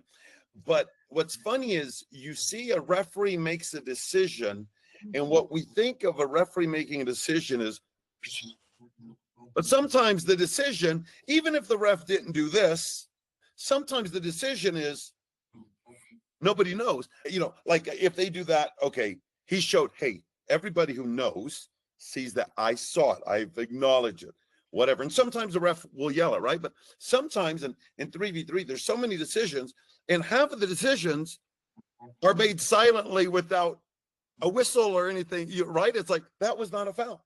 So that's actually really, really cool to think about, is that, well, the ref made 8 calls against us, you know, but you know what? The ref had to make a decision on 26. Well, no, what you're saying, Zico, is amazing, because I was expecting what Esse said, and I repeated, yeah.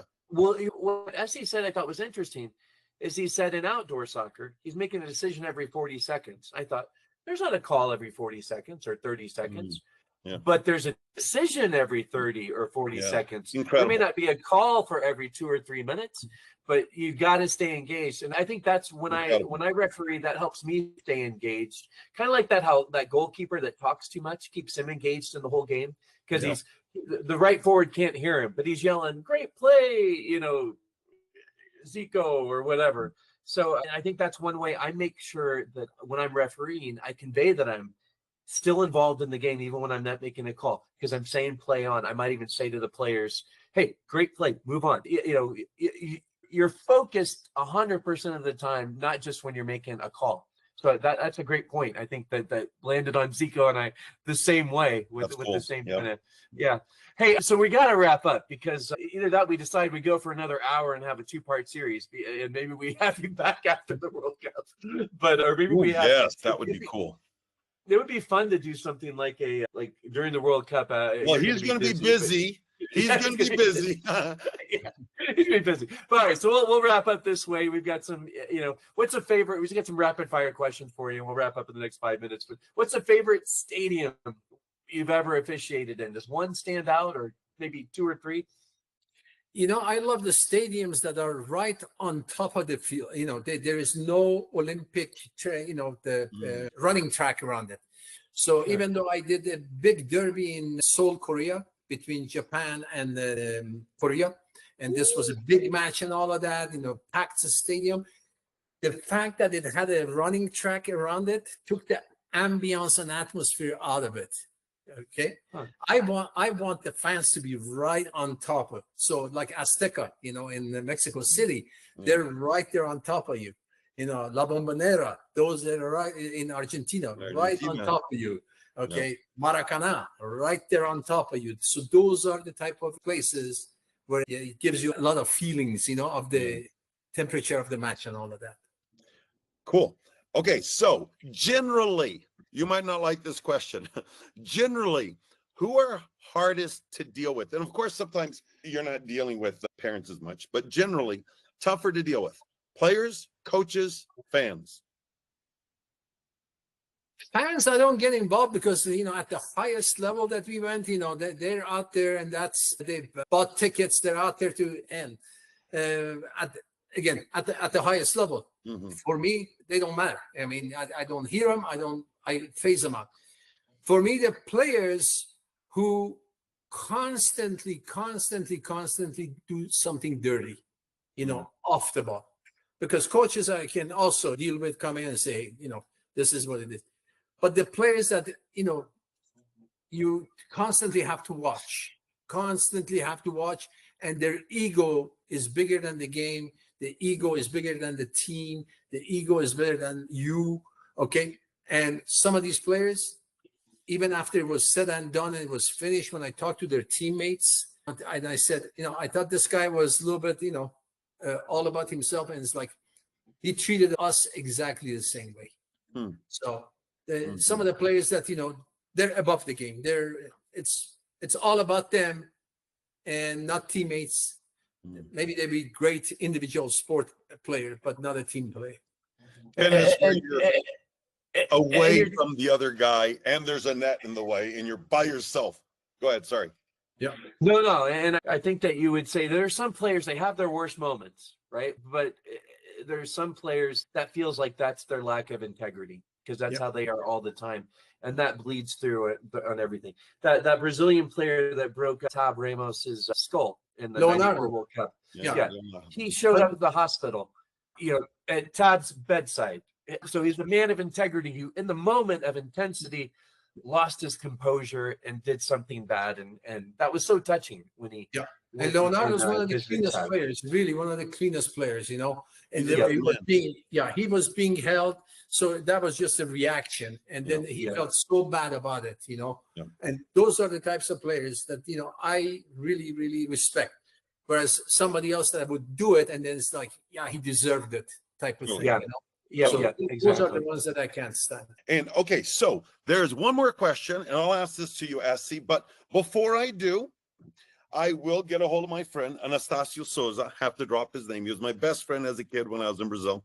I wore this shirt today for you, Esse, because Esse knows this is the exact jersey, only 4 stars. Hopefully we'll have 6 by the end of summer. This is the jersey, the cut that Brazil were wearing when Esse famously made a call about a shirt.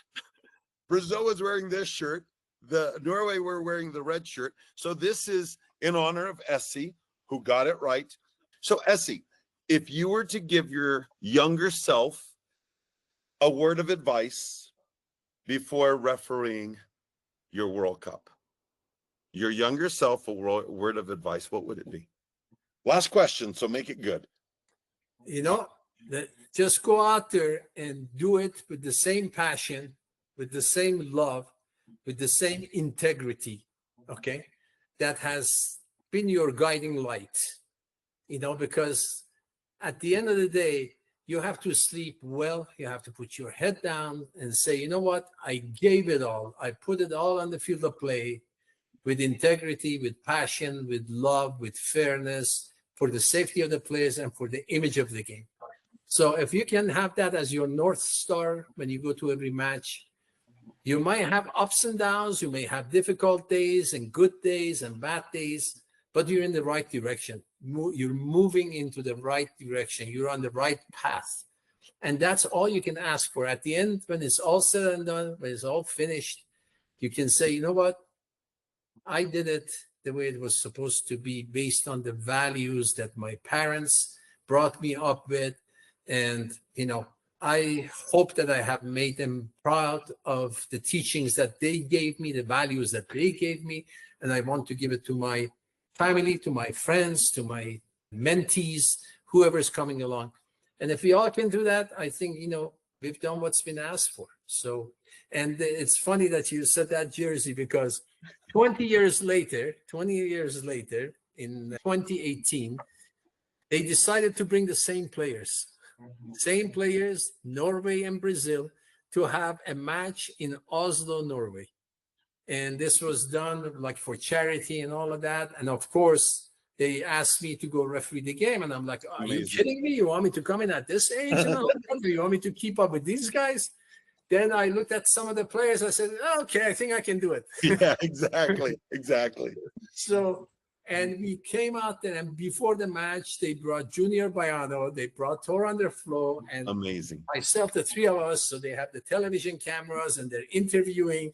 And first they asked Tor Underflow what happened, and he explained, and And then they asked Junior Baiano, and meanwhile, on the giant screen, they're showing the video of the Swedish television. So Junior Baiano is saying, well, I don't think it was a penalty. And I just touched him like this. Baiano, look. And he looked, and this is on television. So he's looking on the screen, and then he comes and says, okay, it was a penalty. That is so awesome. That's a beautiful story. Wow. Well, that's a great finish. Yeah, it is. So you're going to have a busy 2026, I'm sure. And we'll have to check back in with you maybe later, sometime in the next year. We'd love to meet with you again. But this has been such a wonderful experience, such a blessing and honor for me to listen to you and learn more about refereeing. I know as coaches, our true north has always been, how do we develop good people, right? That's got to be as a soccer player, from an integrity perspective, as a soccer coach, how am I developing the best person I can? And I know as a coach, I have pulled a player off the field that is playing dirty, even when it's my best player. And I think coaches need to keep that in mind when they're coaching, that they can't just blame everything on you when their players are being jerks, right? Or the other teams being jerks. So the more I think coaches can come together, and a referee, you guys can almost look at yourselves, especially in youth soccer, as a team. You're all three of you are there to have the best outcome for everyone possible. Safety, development, etc. Integrity being the main thing. So thank you so much, and thank you, Zico, for inviting Esse to come in. It's just been, I just feel honored to get to talk about this. But we'll let you go, and we'll have this out here in the next week or so. But we really appreciate your time today, and thank you so much. I'm so happy you came to this country. I'm so happy that you have such a passion for refereeing, and so happy you're in Colorado. And then we can't get out of Colorado and Missouri or Brazil apparently with our podcast. But if you and I are in Kansas City, if Gino Schiraldi still has his pizza shop, we can go out there and have some pizza and say hello to him. Absolutely. Yep, absolutely. For sure, Zico, I will see him at the State Cup Sunday. I'll be there 7:00 in the morning. He's setting up the tents and putting the technical areas for the coaches so they know where they are, and have the referee tent and good to go. So yeah. All right, Guys. Thank you so much for tuning in to the Kick It 3v3 Soccer podcast. Don't forget to subscribe to us on YouTube at Kick It 3v3 Soccer or your favorite podcast platform. Follow us on Facebook at Kick It 3v3 and Instagram at Kick It 3v3 Soccer. And for the latest schedules and information about 3v3 action throughout the U.S., visit kickitsoccer.com. Big shout out to our sponsors, Macron and SmartWave Solar. We couldn't do all this without you. And of course, our Kick It 3v3 customers. We wouldn't be here if it weren't for you and the children, the parents, the families, the coaches that enjoy Kick It 3v3 Soccer. Until next time, keep the ball moving, and we'll see you on the pitch. And now a quick word about one of our partners. Hey, Kick It 3v3 Soccer fans. It's Danny here with a quick shout out and an amazing offer from our partners at Macron. If you don't know Macron yet, they're one of the largest suppliers of team uniforms to European clubs like Crystal Palace, Stoke City, and the famous Wrexham AFC. In fact, they've been expanding across the U.S. with a fantastic production facility in Connecticut. Zico and I got to visit the Connecticut facility personally, where we met with Alan and the production team. And let me tell you, they treat every club like champions. Whether you've got a couple hundred teams in your organization or thousands, they'll treat you like you're a big deal. It's that top-notch customer service that won us over. And thanks to folks like George Gurkinich, their U.S. rep, top-notch customer service is expected and delivered 100% of the time. If you mention Kick It 3v3 when you meet with George, and if you are a qualified prospect meeting with and accepting a proposal from Macron, your entire club will receive 10% off of the next Kick It 3v3 event you attend. So if your club needs high quality gear and a partner who truly cares, check out Macron. They are elevating the game for everyone. Soccer families, we all know that soccer expenses add up. So here's a way to save at home and help your soccer team. We're partnering with SmartWave Solar, serving Colorado and Utah only, because they make going solar simple with 2 quick online meetings and a free, no-pressure quote. How do I know? I just recently had my SmartWave solar system installed. I've been looking to add solar to my house for years, but I was tired of the misleading ads and those high pressure, you have to decide today sales tactics. A friend of mine who'd had SmartWave solar for 2 years and was super happy introduced me to SmartWave just a few months ago. SmartWave didn't use any high pressure tactics. They saved me 40% over the other quotes I got and made sure I received all the tax incentives I was due. And here's the kicker. When you book a meeting with their local rep, Steve, through Kickit, SmartWave will help sponsor your team by covering 50% to 100% of your tournament fees, or provide 3v3 custom Macron uniforms for your next 3v3 tournament. Learn more and book your meeting with Steve at kickitsoccer.com/solar. That's kickitsoccer.com/solar, spelled SOLAR. Make sure you tell them that Dan from Kick It sent you.